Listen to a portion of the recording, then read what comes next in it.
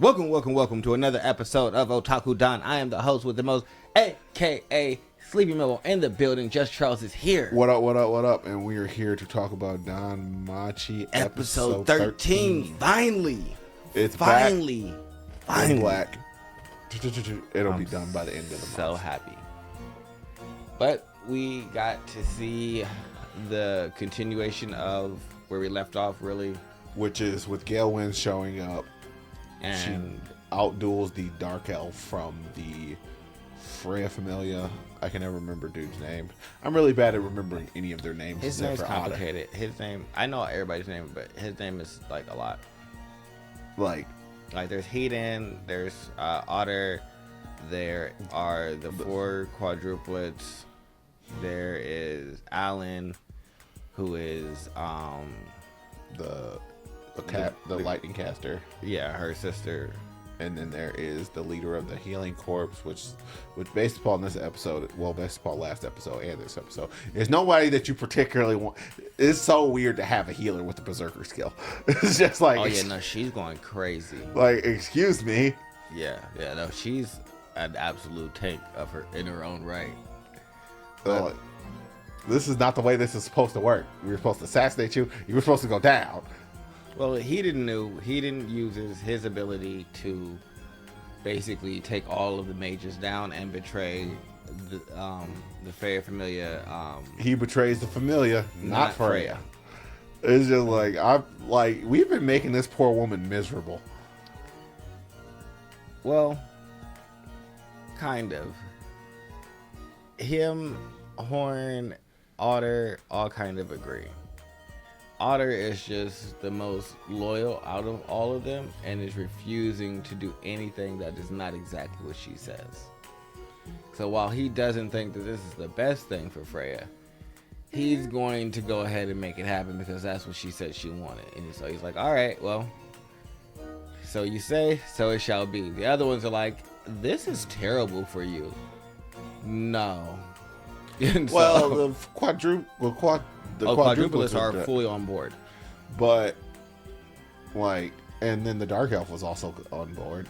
Everybody was on board. It's only those three. Those three are the ones that are they are all in agreement that it shouldn't happen, but only two of the three were willing to take action against it happening. Yeah, who else would take two of the three? Horn is the one who let Belle escape. And then Hayden is the one who is their strategist who basically uses lightning. Yeah. The cat dude. The fact that the cat dude and the wolf dude look so ridiculously similar it's really, really annoying. Yeah, Alan, he is the cat dude that is basically taking out all of the other goddesses right now. Yeah. And so he's gonna side with Freya. I still think that it's whack that you guys don't get kind of like a full explanation. I'm going to read this book.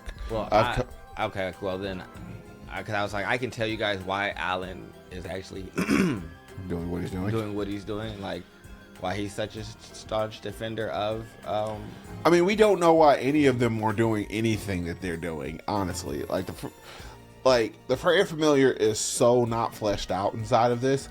Now, I will say that the animators for Don Machi have so the precedent of, we kind of don't care about anybody who's not Belle. We're willing to skip an entire season because it's not about Belle. And the fact that that's the track that they took, and it seems like it's progressively doing harm to the anime, is not really the move that they should really be making. They probably should have went ahead and animated the second season with the Kurozo family. And with their magic swords, stuff like that, did that, and then I think I know why this is done the way it's done, though. What makes that? The book that's out now, book 20, is technically, I think, from what I've heard, either the second to last or third. Either there's two more coming, or there's one more coming after that one. That doesn't make any sense. I mean, we're just not going to see them finish the tower. I think he's going to finish it. I think he's going to finish. I don't know. I don't have answers. I was very disappointed when I heard that. I mean, who said that? I was doing research online, but then I didn't want to dig further because I didn't want spoilers. Oh. You know how it goes with. I mean, as they come out over here, we're getting them over there. So how could they possibly know that? Well, they have 20. They have 20 already. Yeah, and but 20 is more in the Magical Academy. From what I understand, 20 is them versus Aurario. But that has nothing to do with this. That doesn't make any sense. We do get to see Hestia making her way to the front line. Bill had predicted that Hedon was going to betray Freya. He said some things were weird about his master, and him being the one to have spent so much time with her, he was kind of able to pick up on that. And so with his betrayal, things have kind of evened out on the battlefield. And so now it's just a battle of wills. I wouldn't say battle will. I would just say more so. It's I say wills because it's does Bale have the willpower to overcome Alder?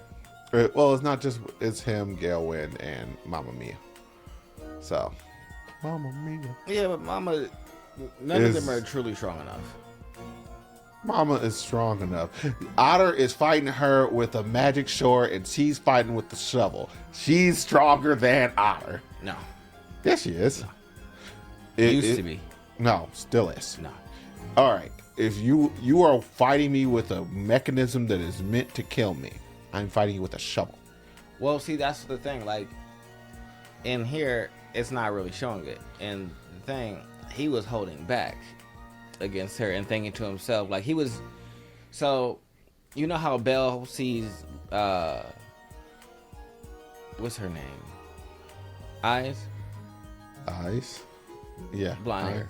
Yeah. And how he was chasing behind her. That's how Otter saw Mamma Mia. She was the leader of this, and he was like the upcoming underling, and he was chasing her, and then she just up and quit. Yeah. So and went to go run a bar. Well, not even that. He was just trying to chase her, so he was happy for her to come here and get this chance. But then, like, as it's happening, he's thinking to himself, like, God, you're so much weaker than I expected you to be. And so, like, he's just going through, like, his own internal, like, oh, this isn't what I wanted. And then, so he then is like, all right, well, let me go ahead and get this out the way. But yeah, so it's more of him being a little disappointed in, like, the fight that he's been chasing and the person he's been chasing. He never really got to get that clash when they were both at their peak. Or him on his rise and her, like, being at the top. She just kind of just like... Well, rarely do you catch up to the person that you're trying to chase until... Like, unfortunately, I would like to tell Otter that that's how it works for everybody. Yeah, if you catch up to your hero, more than likely they're already on their decline. So that means you really didn't catch your hero. You kind of like... You didn't catch them, they just kind of fell down to you, which is not as satisfying. And also for Otter, it's just like the only way you can really catch up to them is if they stop, because she's on the prime team, so that means if she was always pushing the dungeon, that means she would have been stronger than you were. And especially if you guys fill the same role, the likelihood of you both fitting into the same dungeon squad is probably pretty low. Like, her leaving is probably the reason why you were allowed to join the main team. It's just all types of messy. But, so, how do you feel about the episode overall? I like it because they explained where Ryu came from. If they hadn't explained how Gaelwyn got there, I'd have been upset. But the fact that they gave us a little bit of the fact that her goddess is actually here on the battlefield with some other goddesses that are helping out, I appreciate that. They don't give you any real detail about it, but I like that. I also think that it's dope that I finally get to see Lily's shining moment. I wish they had shown it a little more clearly for the audience, like what Lily was doing, because I don't think most people like really understand what Lily did. Like, do you know what Lily did? Lily? Oh, that spell? The prune, yeah. No. Oh, what she did? She threw a smoke bomb, then did a body double, and threw an explosive. See, and so yeah, so it minimizes her role. So she's not really the best combatant. No, But she's a inside of strategist. that smoked area where they couldn't see, she was changing into them and like confusing their coordination, and that's Yeah. how they ended up getting separated. Yeah, she called out their name, and then one of them saw. Yeah, she was directing them all to different ways, but it was just a lot more like detailed inside of the light novel, I'll say. Where this was just kind of like just that one thing. No, she did a lot to like. She did the call out. She said where she. Then she allowed somebody to see her, and then that created the actual gap in where they were. And then when they tried to get back together, she picked them. Oh yeah, no, she did that, but the calling out part was a lot longer, I'll say. I mean, I would say in combat, typically situations like that aren't necessarily the most realistic, but whatever. Yeah, but I enjoyed it. I'm waiting for Haruhime to get to where she needs to get to. So yeah, no, I'm thoroughly happy that Don Machi is back. I really need the rest of the familia to level up some. That'd be amazing. But I don't know. I'll take a look at the rest of it. Hopefully, it doesn't end pretty soon. Yeah, I'm hoping it doesn't as well. I'm gonna Google that and see. But other than that, I don't have a whole lot for this. I'm happy it's back. I'm happy that we get a little more explanation, and I'm happy that I got to see Lily shine. Lily's one of my favorite characters, just because she was like, she was terrible. If she stayed like that, who was a character that it was kind of like nasty like that, but also ended up on the good team? Pencil Gun. If she was like Pencil Gun the whole way through, I wouldn't like Lily. But Lily was like Pencil Gun in the very beginning. Met someone that was like really about it, and then was like, all right, I'm here with you. And then has been riding ever since. And so like, except for Sunraku isn't that type of person. I mean, true. So it's like there's no inspiration to get Pencil Gun to do that.